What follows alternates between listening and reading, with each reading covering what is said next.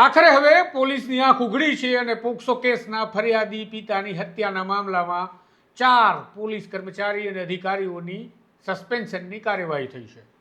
એક ફરિયાદી પિતા પોતાની દીકરીના શિયળ લૂંટાવાની ફરિયાદ આપે છે। 2 વર્ષ સુધી આરોપીઓ ફરાર રહે છે અને 2 ફરાર આરોપીઓ ફરી એ ફરિયાદી પિતાની હત્યા કરે છે। ઘટના છે પડધરી તાલુકાના ખાખડાબેલા 5 નંબર ગામની। આ મામલે પડધરી પોલીસ અને રાજકોટ ગ્રામ્ય પોલીસ શું કરી રહી હતી એ સવાલ ગઈકાલે સોમાને પેદા કર્યા અને પૂછ્યું હતું કે ક્યાં મરી ગઈ હતી એ રાજકોટ ગ્રામ્યની પોલીસ કે 2 વર્ષ સુધી આરોપીને પકડી શકી, એ પોક્સો જેવા ગંભીર ગુનાના આરોપીને પકડી શકી। અને એથી મોટી વાત છે કે એ જ આરોપીઓએ હવે ફરિયાદીની હત્યા કરી નાખી છે અને એ પણ ખુલ્લેઆમ કરી છે। તો આવો વિગતે વાત કરીએ પોલીસ અધિકારીઓના સસ્પેન્શનની કાર્યવાહી જે રાજકોટના રેન્જ આઈજી નિર્લિપ્ત રાય દ્વારા કરવામાં આવી છે તેના વિશે।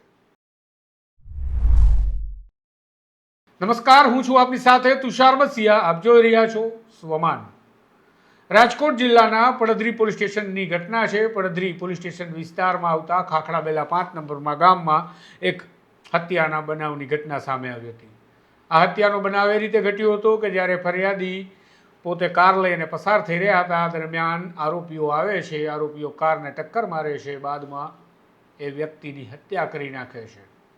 પરંતુ આ વ્યક્તિની હત્યા સામાન્ય હત્યાની ઘટના નહોતી, કારણ કે જે વ્યક્તિનું મોત થયું છે એ એક દીકરીના પિતા હતા, જે દીકરી ઉપર દુષ્કર્મ થયાની ફરિયાદ તેમણે નોંધાવી હતી અને એ કેસના 2 વર્ષ બાદ પણ રાજકોટ ગ્રામ્ય પોલીસ કે પડધરી પોલીસ અધિકારીઓ એ ફરાર આરોપીને ઝડપી નહોતી શકી। કુલ 3 આરોપીમાંનો એક આરોપી આજે જેલમાં છે પોક્સો કેસમાં, પરંતુ 2 આરોપીઓ ફરાર હતા અને એમણે આ હત્યાની ઘટનાને અંજામ આપ્યો છે। આ કોઈ નાની સૂની વાત નથી।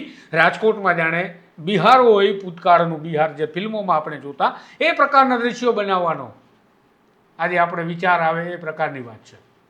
પરંતુ આખરે રાજકોટમાં રેન્જ આઈજી નિર્લિપ્ત રાય જાગ્યા અને તેમણે કાર્યવાહી કરી અને એવી ફટકાર લગાવી છે જેમાં 2 પીઆઈને સસ્પેન્ડ કરી દેવામાં આવ્યા છે।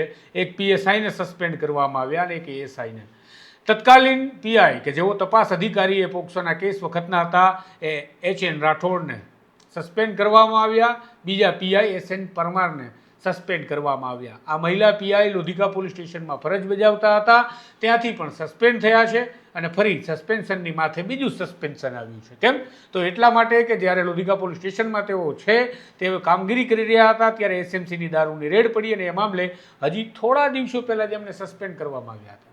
પરંતુ આ એસએન પરમાર પણ પડધરી પોલીસ સ્ટેશનમાં ફરજ બજાવી ચૂક્યા હતા અને આરોપીઓ વોન્ટેડ રહ્યા પોક્સો જેવા કેસમાં, એટલે એમને પણ સસ્પેન્ડ કરવામાં આવ્યા અને એ સમયના તત્કાલીન તપાસ અધિકારી અને પીઆઈ એચએન રાઠોડને પણ સસ્પેન્ડ કરવામાં આવ્યા। હાલના પીઆઈ છે એમજી ચૌહાણ, એમને હાલ પૂરતા કંઈ કાર્યવાહી થઈ હોય એવું જોવા મળ્યું નથી। નજીકના સમયમાં જ હજુ તેઓ પડધરી પોલીસ સ્ટેશનના ચાર્જ સંભાળી અને કામગીરી કરી રહ્યા છે, માટે બની શકે કે તેમના પર કોઈ કાયદાકીય આવી તવાઈ ન આવી હોય।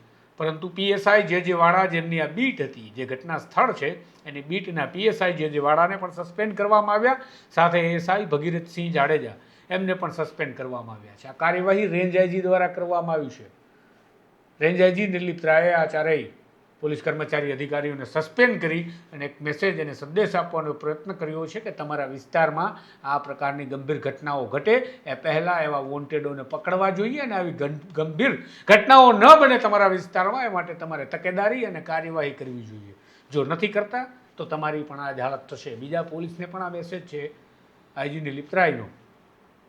હાલ આ મામલે અમે પુષ્ટિ કરવા માટે અધિકારીઓની જ્યારે પૂછા કરી ત્યારે તેમનું કહેવું છે કે હા, વાત સાચી છે, સસ્પેન્ડ કરવામાં આવ્યા છે। સત્તાવાર આ બાબતનો કોઈ પત્ર હજુ પત્રકારો સુધી પહોંચ્યું હોય એવું અમને જાણમાં નથી આવ્યું। અમે પણ પત્રની માગણી રાજકોટ જિલ્લાના પોલીસ વડા પાસેથી કરી છે, પરંતુ હજુ સુધી અમને સત્તાવાર રીતે માહિતી કોઈ મળી શકી નથી। સત્તાવાર માહિતી મળશે ત્યારે આ અહેવાલને આપણે ફરીથી અપડેટ કરી અને વધુ માહિતી આપના સુધી પહોંચાડીશું। હાલ સમાચારમાં આટલું। આ ચેનલને લાઇક, શેર અને સબસ્ક્રાઇબ કરવાનું તમે ભૂલતા નહીં। નમસ્કાર।